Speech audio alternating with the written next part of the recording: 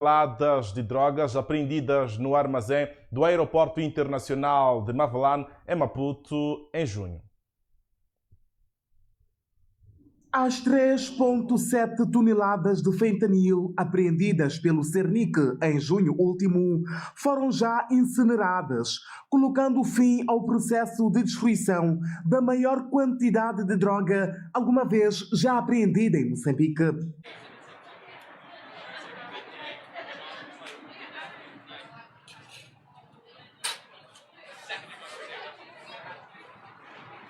A operação teve início por volta das 8h30, com o carregamento da substância que se encontrava sob custódia e submetida a exames laboratoriais no Laboratório de Técnica Criminalística da direção do Cernic.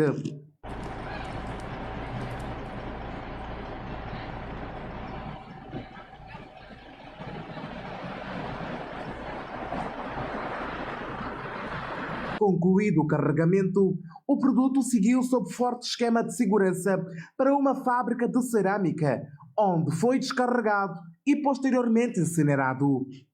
Na ocasião, o Cernic explicou os contornos da apreensão e reiterou que esta constitui a maior apreensão de drogas já registrada em solo pátrio, representando um marco no combate ao tráfico de estupefacientes no país. A incineração, a destruição por incineração de droga do tipo fentanil, que são 3,7 toneladas apreendidas no dia 12 de junho do corrente ano, num armazém situado nos aeroportos de Maputo. Antes dessa incineração, foram previamente recolhidas e acauteladas as amostras necessárias que seguirão ou acompanharão o processo para efeitos de prova judicial, assim como pericial, e o remanescente, este que será aqui destruído por incineração. Entretanto, o Cernic revelou novos detalhes sobre a proveniência da droga apreendida, fazendo saber que a mesma é de origem indiana e brasileira. O Cernic já vinha fazendo o monitoramento, o trabalho com base nas informações que estavam no nosso poder, de que vinha esta droga a partir da Índia, e também com outras informações que antes de chegar à Índia também havia indicações ou há indicações desta droga ser proveniente do Brasil. Então é um trabalho, são dados que estão vertidos no respectivo processo, está sendo feito o trabalho e este trabalho poderá nos trazer respostas sobre aquele que seria o destino final da mesma droga. E confirma que entre os detidos está um funcionário das alfândegas de Moçambique, levantando ainda a possibilidade de existirem mais funcionários da mesma instituição envolvidos no caso. Apresentamos 2 cidadãos, dos quais um nigeriano, e cidadãos que eram tidos ou que são tidos como os cidadãos que receberiam a mercadoria no aeroporto de Maputo, neste armazém que está sediado no aeroporto de Maputo, e mais tarde, quando diligências foram feitas, foram detidos mais 2 cidadãos, dos quais um cidadão de sexo feminino e o outro que é, por sinal, funcionário das alfândegas de Maputo, que é indiciado neste ato, porque foram encontrados vários elementos que ligam este funcionário das alfândegas com os primeiros 2 cidadãos detidos. Estão em curso de diligências porque existem suspeitas de envolvimento de mais cidadãos, dentre os quais alfandegários. Com a incineração das 3,7 toneladas de fentanil, o Cernic considera concluído o processo de destruição da maior apreensão de drogas já registrada no país, reafirmando o compromisso das autoridades no combate ao tráfico de estupefacientes e ao crime organizado. E com esta incineração destas 3,7 toneladas de drogas apreendidas no armazém do aeroporto de Maputo em junho, vamos olhar para o terrorismo em Cabo Delgado, onde o presidente da República, Daniel Chapo, reforça a maior coordenação das operações militares e anuncia a transferência do comando do Teatro Operacional Norte.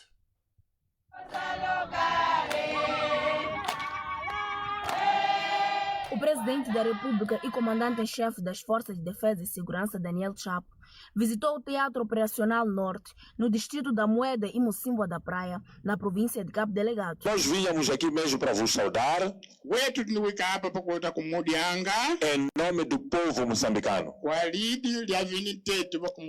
pelo excelente trabalho que estão a fazer aqui na província de Cabo Delgado, em defesa do nosso povo, em defesa da nossa província, em defesa dos nossos distritos, para que os terroristas não possam criar desestabilização. Nós estivemos em novembro aqui em Palma para retomar o projeto da Total, para a exploração do gás. O projeto foi retomado graças ao combate ao terrorismo, onde avaliou a situação de segurança e reforçou a coordenação das operações militares e anunciou a transferência do comando do TON para Mocímboa da Praia. Porque em 2021, quando abandonaram, a situação estava pior. Os terroristas tinham ocupado a vila de Mocímboa da Praia, Macomia, Kisanga e outras vilas. Mas graças ao trabalho das Forças de Defesa e Segurança, graças ao trabalho da Força Local e das Forças Amigas, nós conseguimos expulsar os terroristas de todas as vilas. Hoje a vila de Mocímboa está livre, a vila de Macomia está livre, a vila de Kisanga está livre, embora os terroristas continuem a atacar a nossa população nas aldeias. Mas as empresas analisaram, disseram que a situação hoje está melhor e havia condições para poder retomar os projetos. Graças ao trabalho das Forças de Defesa e Segurança e ao trabalho da Força Local. Com vista a aproximar o centro de decisões das zonas de combate ao terrorismo e fortalecer a capacidade de resposta das Forças de Defesa e de Segurança. O reitor da Universidade Pedagógica, Jorge Ferão, denuncia a diminuição da qualidade de ensino nas escolas de todo o país. Decorreu nesta sexta-feira o lançamento do Observatório do Desenvolvimento da Primeira Infância e Revista Científica. Na ocasião, o reitor da Universidade Pedagógica de Maputo, Jorge Ferão, defendeu que a disfuncionalidade na educação deve-se ao sistema operacional do ensino no país. O problema da aprendizagem, ele não se situa apenas ao nível dos próprios alunos. Não está apenas ao nível dos professores. Igualmente não está apenas ao nível dos diretores. A disfuncionalidade que temos na educação, ela se situa no funcionamento global do sistema educativo. A queda dos níveis de aprendizagem são particularmente preocupantes. E o mais preocupante é não termos uma estrutura de língua para ensinar as nossas crianças. E quando não temos uma forma de comunicar, todos os restantes meios, eles se comprometem em cadeia. Se o nível de aprendizagem se situava em 2013 em 63%, nós temos hoje um nível de aprendizagem inferior a 40%. Então, essas constatações e dados estatísticos, nós só discutimos os dados quando temos outros dados estatísticos, porque não pode ser percepção individual de cada um de nós, mas estas constatações obrigam-nos a questionar se estamos ou não a intervir suficientemente cedo nas nossas crianças. Por sua vez, o secretário de Estado de Gênero e Ação Social, Abdul Razak, afirmou que a família e a comunidade são pilares primordiais para o melhor desempenho acadêmico e social da primeira infância. O período da primeira infância constitui uma janela de oportunidades decisiva para a saúde, a aprendizagem, o desenvolvimento e o bem-estar social e emocional das crianças, fato amplamente comprovado pela ciência através de diversos estudos. São os primeiros anos de vida tão preciosos para o desenvolvimento do cérebro, que se destacam por rápidas transformações, formando até 90% das conexões neuronais até aos 6 anos de idade, como se referiu aqui o magnífico reitor, influenciando de forma determinante toda a vida da criança. Sem os cuidados adequados nesta fase, o futuro da criança pode ser comprometido. Consciente desta realidade, o governo de Moçambique tem vindo a aprimorar estratégias eficazes para assegurar cuidados infantis, através de melhoria de acesso a consultas pré-natais, consultas de criança sadia, imunização atempada, estimulação precoce e reforço do estado nutricional, entre outros aspectos. Abdul Razak acrescentou que o governo prevê aprovar para 2027 a Estratégia Nacional de Educação Pré-Escolar com vista ao reforço da aprendizagem e ao desenvolvimento da primeira infância. Importa informar que no presente ano está prevista a aprovação da Estratégia Nacional da Educação Pré-Escolar, cuja implementação terá início em 2027. Trata-se de um instrumento conhecido por muitos de vós aqui presentes, cuja colaboração contou com valiosos contributos de todos. Minhas senhoras, meus senhores, o governo continuará a colocar a criança no topo das prioridades por esta necessidade de apoio integral para o seu desenvolvimento harmonioso. Os dirigentes consideram que investir na primeira infância é criar bases sólidas para a formação de cidadãos capazes de contribuir para o desenvolvimento sustentável do país. Olhando para os casos de xenofobia na vizinha África do Sul, Carlos Martins diz que a falta de esperança em Moçambique é que leva a população a emigrar.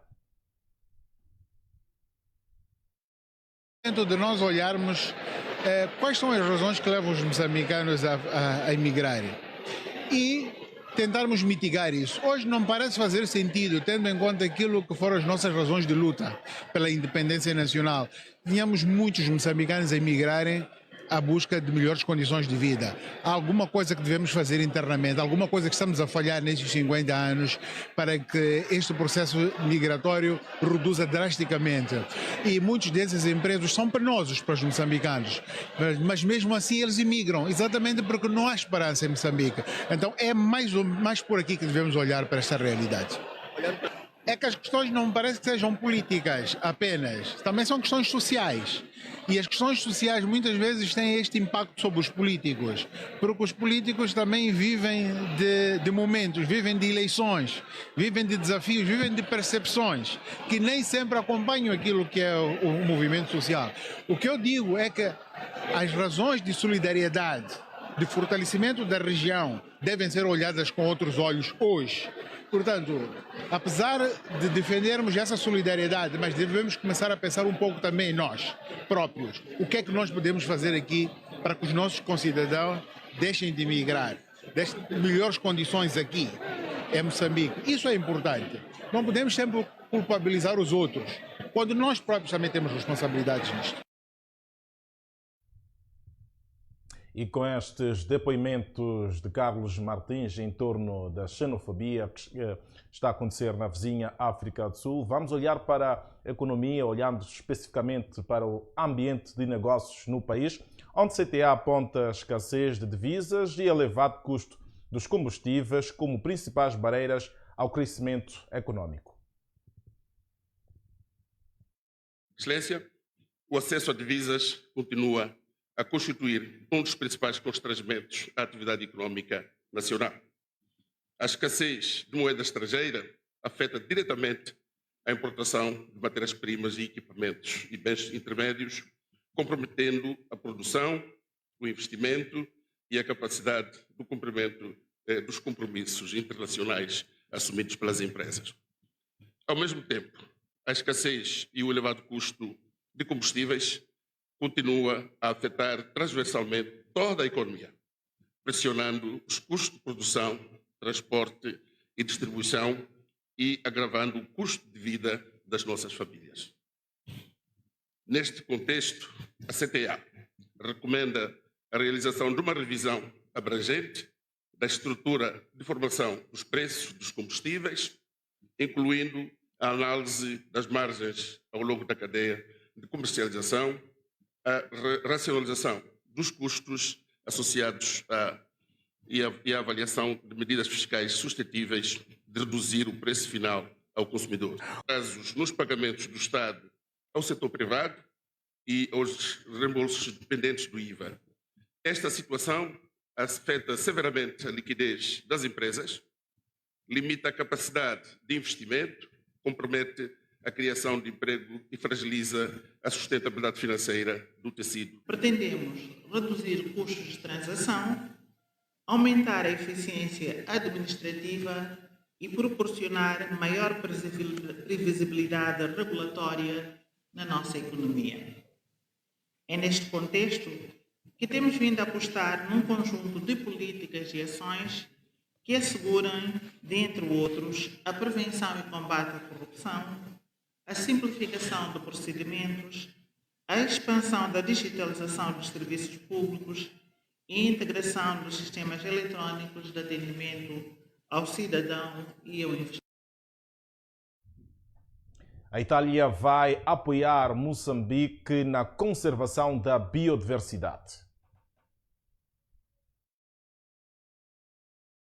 Estabelece um quadro estratégico de cooperação de longo prazo, abrangendo áreas prioritárias como a conservação da biodiversidade, a gestão sustentável das florestas, dos solos e dos recursos hídricos, a ação climática, a economia circular, o reforço das capacidades institucionais e a investigação científica. Vai ser um quadro jurídico e político entre o qual vamos a instaurar uma cooperação muito profícua e muito intensa entre esses dois ministérios, entre esses dois governos, entre esses dois países. A Estratégia Nacional para os Sistemas Agroflorestais, que hoje lançamos, representa uma das primeiras expressões concretas desta visão comum, traduzindo os compromissos políticos assumidos pelos dois governos em ações capazes de gerar benefícios duradouros para as nossas comunidades, nossas empresas e os ecossistemas de Moçambique. No presente, os sistemas agroflorestais estão a demonstrar, de forma cada vez mais evidente, o seu valor estratégico. Em diversos contextos internacionais, esses sistemas são hoje reconhecidos como instrumentos eficazes para conciliar a produtividade agrícola, a conservação ambiental e a adaptação às alterações climáticas. Aqui em África, vários países já estão a dar passos concretos nesta direção. O Quênia adotou recentemente a sua Estratégia Nacional de Agroflorestação 2025-2035, enquanto Uganda desenvolveu uma estratégia nacional que promove a integração das árvores nos sistemas agrícolas como instrumento para reforçar a resiliência climática, a segurança alimentar e a restauração dos ecossistemas. Para resolver o estado do nosso país.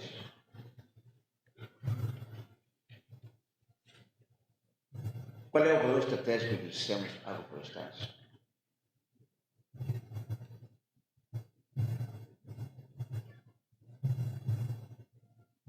Como disse, as cheias,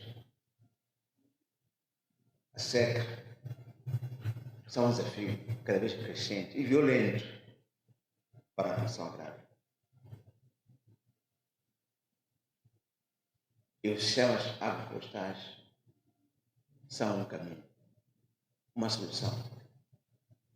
Uma solução que responde a 3 desafios. A conservação. A integração das árvores na produção agrícola vai trazer uma forma de reflorestar, restaurar. Continuando com o essencial da informação, vamos olhar para a CASP, onde prevê discutir projetos avaliados em 1,2 mil milhões de dólares norte-americanos. A 21ª Conferência Anual do Setor Privado, CASP, agendada para os dias 14 e 15 de julho em Maputo, deverá discutir oportunidades de investimento avaliadas em cerca de 1,2 mil milhões de dólares norte-americanos, incidindo sobre setores considerados estratégicos para a diversificação da economia nacional. O foco insistirá sobre o agronegócio, logística, turismo e a digitalização. A conferência contará com 2 painéis de alto nível, um dirigido pelo Presidente da República, Daniel Chapo, e outro pela Primeira-Ministra, Maria Bem-vinda Levi. O programa contempla igualmente 4 sessões bilaterais de promoção de investimentos entre Moçambique e o Japão, China, Portugal e países africanos, além de 10 sessões paralelas que decorrerão em 3 salas do Centro Internacional de Conferências Joaquim Chissano. A responsável recordou que a década de 2020 iniciou sob fortes constrangimentos provocados pela pandemia da Covid-19, aos quais se seguiram convulsões sociais, choques climáticos e, mais recentemente, as incertezas resultantes do conflito no Médio Oriente. Entretanto, o presidente da CTA, Álvaro Massing, advertiu que persistem constrangimentos estruturais que continuam a limitar a capacidade das empresas para investir, produzir, exportar e gerar emprego. No domínio fiscal, referiu que as recentes alterações aos regimes do Imposto sobre o Valor Acrescentado, IVA, do Imposto sobre o Rendimento das Pessoas Coletivas, IRPC, do Imposto Simplificado para Pequenos Contribuintes, ISPC, e do Imposto sobre Consumos Específicos, ICE, continuam a colocar desafios significativos de implementação. A CTA manifestou igualmente preocupação com situações em que empresas detentoras de certificados de benefícios fiscais, emitidos pela Agência para a Promoção de Investimentos e Exportações, a PIEX, continuam a ser alvo de atuações por parte da autoridade tributária. Relativamente ao setor extrativo, a CTA saudou a aprovação do novo quadro legal do conteúdo local, considerando tratar-se de uma oportunidade estratégica para transformar os recursos naturais em desenvolvimento econômico sustentável e inclusivo. O dirigente empresarial reconheceu igualmente uma aceleração na aprovação de instrumentos legais e regulamentares, considerando que este dinamismo constitui um sinal positivo do compromisso do Estado com a implementação das reformas económicas. Contudo, a organização empresarial voltou a exigir uma resposta urgente do governo para resolver os atrasos nos pagamentos de Estado ao setor privado e nos reembolsos pendentes do IVA. Como forma de ultrapassar este problema, a CTA propõe uma abordagem assente em 3 pilares fundamentais, começando pela confirmação e certificação integral do estoque da dívida de Estado e do setor privado, incluindo todos os reembolsos pendentes do IVA. Olhando para a página da Justiça, advogados defendem maior reforço de segurança no exercício das suas profissões. A Ordem dos Advogados de Moçambique considera que o exercício da advocacia exige coragem, determinação e um firme compromisso com a defesa da justiça e dos direitos dos cidadãos. Na ocasião, o advogado Vítor da Fonseca defendeu a criação de mecanismos que reforcem a segurança dos profissionais da advocacia, de modo a garantir melhores condições para o exercício da profissão. o Estado de Direito Democrático moçambicano deve respeitar o papel da advocacia. Há vários cenários que aconteceram de violações no exercício das suas profissões dos advogados, mas a Ordem dos Advogados de Moçambique tem vindo a rebater esses cenários que colocam em risco aquilo que é a profissão do próprio advogado. Mas é importante que também temos questões de segurança para o exercício da profissão e também espaços abertos para os advogados. E estamos cientes que o Estado moçambicano, estando aqui uma parte do governo, poderá perceber a relevância da proteção do advogado, tendo em conta, seja presidente, seja qualquer titular de órgão de soberania, quando está em conflito com a norma, precisa do advogado. E este advogado deve ser acautelado e ser dado a segurança para que a sua profissão seja verdadeiramente liberal, como manda a nossa Constituição, como também o Estatuto da Ordem dos Advogados de Moçambique. Por sua vez, o advogado Pedro Macaringue reconheceu que o setor de advocacia continua a enfrentar diversos desafios, defendendo a implementação de medidas que contribuam para o fortalecimento da classe. As relações entre os advogados e constituintes, como bem deve ter ciência, são relações muito pessoais, têm as suas especificidades, mas até aquilo que nos é dado a conhecer, elas fluem. Há desafios, logicamente, e esses até estão relacionados com a própria ética e ideologia de alguns colegas nossos, mas é verdade também que nem sempre é fácil satisfazer ou fazer o delivery daquilo que é a expectativa que o cliente tem quando procura um advogado. Mas uma coisa é certa, até então nós temos consciência de que com o crescimento que a nossa classe tem vindo a registrar nos últimos tempos, a cobertura, pelo menos a nível da zona urbana e periurbana dos grandes aglomerados sociais, tem sido eficaz.